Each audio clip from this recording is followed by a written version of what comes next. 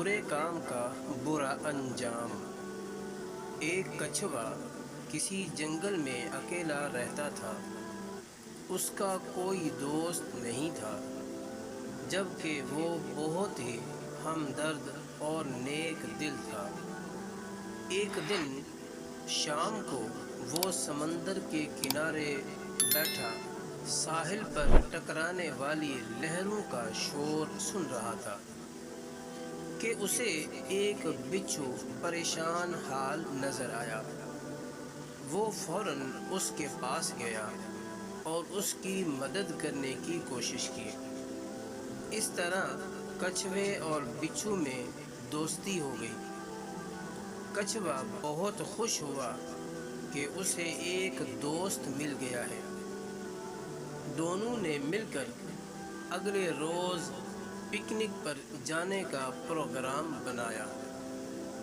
اگلے روز جب وہ پکنک پر نکلے تو راستے میں ایک دریا پڑا۔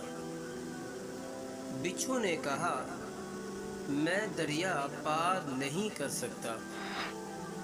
کچھوے نے بے ساختہ کہا، میں ہوں نا دوست، میں تمہیں دریا پار کراؤں گا، آؤ میری کمر پر بیٹھ جاؤ۔ بچھو کچھوے کی کمر پر بیٹھ گیا۔ آدھا دریا عبور کرنے کے بعد کچھوے کی کمر میں تکلیف ہونے لگی۔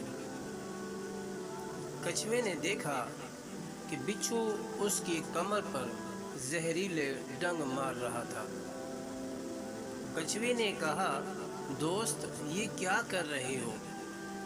میں تمہیں اپنی پیٹھ پر بٹھا کر دریا پار کروا رہا ہوں اور تم مجھے ڈنگ مار رہے ہو۔ بچھو نے کہا، یہ میری فطرت میں شامل ہے، میں کچھ نہیں کر سکتا، اور ڈنگ مارنے سے باز نہ آیا۔ اب تو کچھوے کو ہوش آیا۔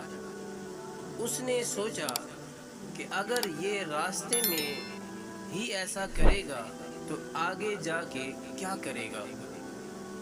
چنانچہ اس نے فوراً پانی میں غوطہ لگا دیا۔